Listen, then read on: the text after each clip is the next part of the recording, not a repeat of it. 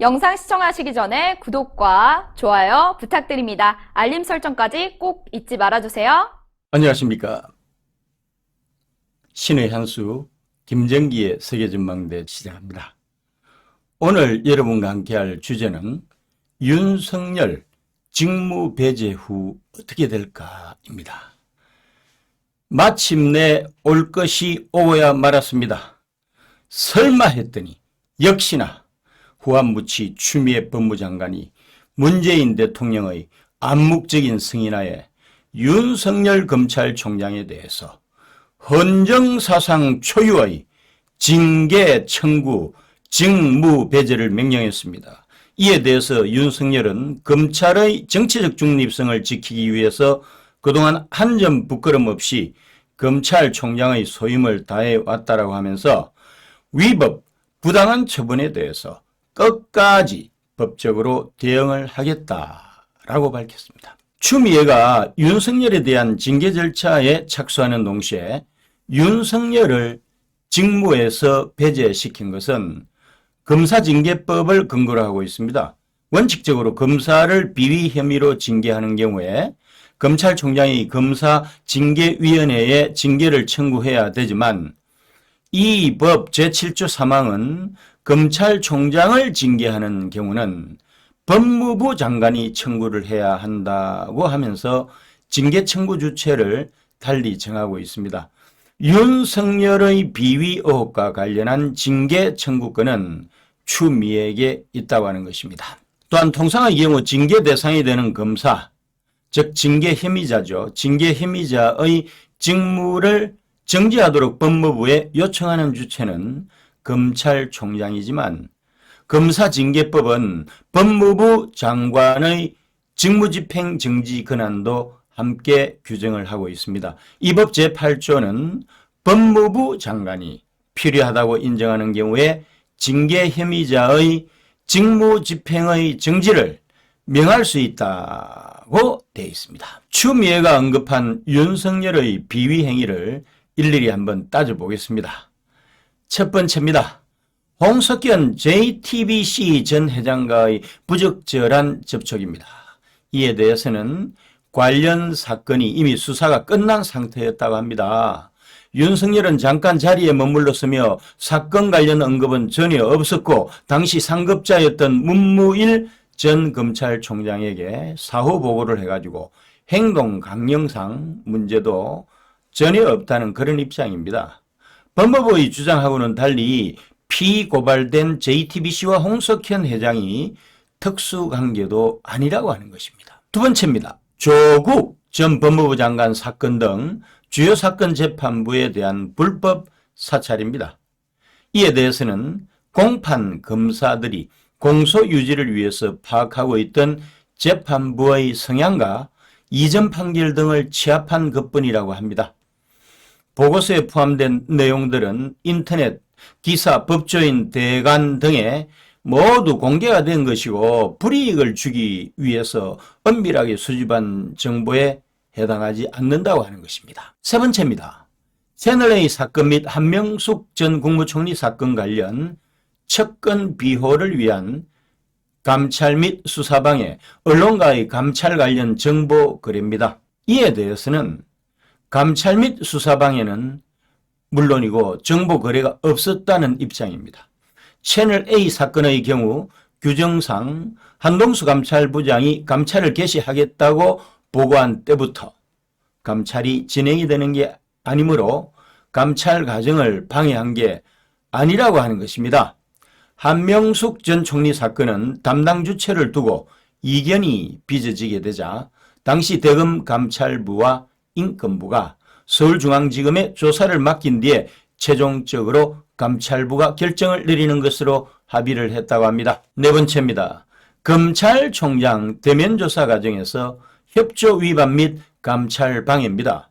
이에 대해서는 오히려 법무부가 감찰 규정을 위반을 했다는 것입니다. 법무부 감찰 규정 15조에 따르면 감찰을 개시하려면 상당한 이유가 있어야 하고 감찰 대상자에게 충분한 기회를 제공해야 한다고 했는데 이유가 불충분하고 기회가 묵살이 됐다고 하는 것입니다. 5번째입니다. 검찰총장의 정치 중립 위반 등입니다. 이에 대해서는 윤석열 본인이 정치를 하겠다고 명시적으로 밝힌 적이 없는 상태에서 납득할 수 없는 문제 제기이고 논리적인 비약이라고 하는 것입니다. 각계의 반응은 어떨까요? 검찰 내부를 한번 보겠습니다. 검찰 내부에서는 한마디로 경악스럽다. 그런 분위기가 지배적이에요. 폭거, 법치주의 훼손, 명백한 직권 남용이라고 하는 비판이 이어지고 있습니다. 진중권 교수는 검찰총장의 임기가 2년으로 돼 있는데 이런 규칙과 절차를 무시하는 통치자의 자의에 의해서 사실상 무효한 것이라고 본다고 하면서 법치가 파괴될 때 삶은 애측 불가능해진다. 이게 지금은 검찰총장이지만은 곧 이견을 가진 자들, 나아가 전 국민이 그 자의적 처분의 대상이 될 것이라고 하면서 30 시절에 긴급조치 수준에 버금가는 것이라고 했습니다. 주호영 국민의힘 원내대표는 법무장관의 무법 전행에 대통령이 직접 뜻을 밝혀야 한다고 하면서 검찰총장의 권력 부정 비리 수사를 법무장관이 직권남용 월권 무법으로 가로막는 것이 정녕 대통령의 뜻인지 확실하게 밝혀주기를 바란다고 촉구를 했습니다. 청와대는요, 말을 아끼고 있지만은 문재인 대통령은 법무부 장관 발표 직전에 관련 보고를 받았다고 하면서 다만 그에 대해서 별도의 언급은 없었다고 밝혔습니다. 청와대 핵심 관계자는 공식 입장 외에 추가로 드릴 말씀은 없다고만 했습니다. 이번 사안에 거리를 두고자 하는 아주 불순한 의도가 있는 게 아니겠습니까? 왜 이런 초강수까지 두면서 윤석열을 조기에 정리하는 쪽으로 방향을 잡은 것일까요? 여러 가지 이유가 있을 것입니다. 첫 번째입니다. 대전지검의 월성 1호기 원전 경제성 조작 및 조기 폐쇄 의혹 관련 수사입니다. 윤석열의 신복인 이두봉이 대전지검장으로서 대검 과학수사부장 경력을 살려가지고 대대적으로 수사에 착수를 하자 집권청이 위기를 느끼고 추미애에게 선제적인 대응을 주문한 것이죠. 탈원전에 반대하는 국민이 다수고 궁극적으로는 청와대와 문재인의 목을 겨누게 돼가지고 조기에 정권이 무너질 수 있다고 하는 판단을 했겠지요. 두 번째입니다. 윤석열의 적극적인 강연 정치와 세련된 메시지 생산으로 범야권 대선 후보 1위로 등극을 하면서 일고 있는 윤석열 현상을 조기에 차단을 해가지고 거품을 빼자고 하는 것입니다.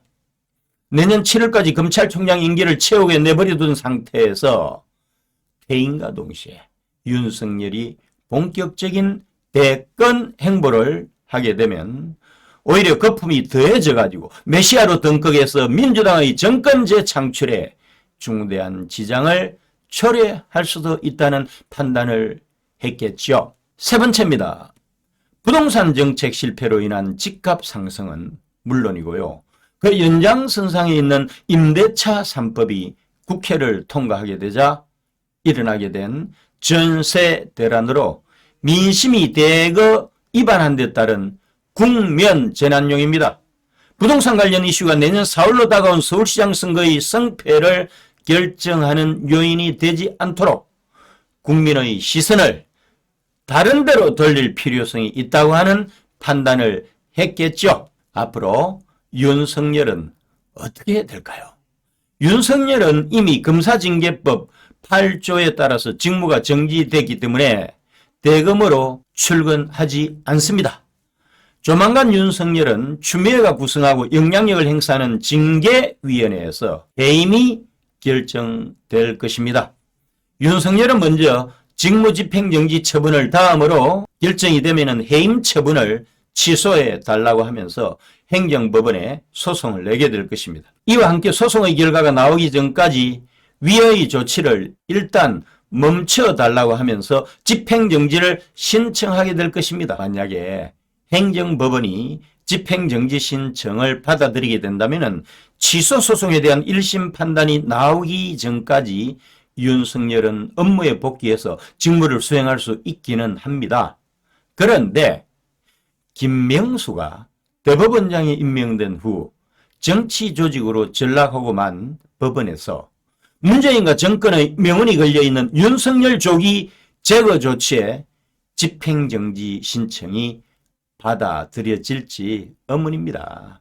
앞으로 행정법원에서 이 케이스를 어떻게 끌고 갈지도 눈에 선합니다. 즉 윤석열의 임기가 7개월밖에 안 남았는데 윤석열이 제기한 재판 결과가 최소한 1년 이상 걸리게 되면은 직무정지나 나중에 해임된 상태에서 임기가 끝나버리는 거니까 명예회복 이외에는 실효성이 없을 수도 있습니다. 그렇다면 윤석열이 이렇게 죽어가야만 하는 것일까요? 물론 살 길은 있습니다. 법률적 판단에 기대지 말고 정치를 하라는 것입니다.